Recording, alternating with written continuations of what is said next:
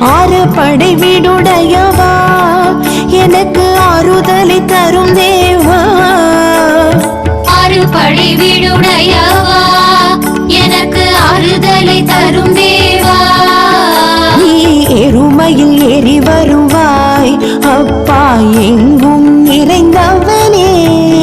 நீ எருமையில் ஏறி வருவாய் முருகா எங்கும் நிறைந்தவனே. பச்சை மயில் வாகனனே சிவபால சுப்பிரமணியனேவா. இங்கு இச்சையெல்லாம் முன்வேல் வைத்தேன் முருகா எள்ளளவும் பயமில்லையே. பச்சை மயில் வாகனனே சிவபால சுப்பிரமணியனேவா. இங்கு இச்சையெல்லாம் முன்மேல் வைத்தேன் முருகா எள்ளளவும் பயமே.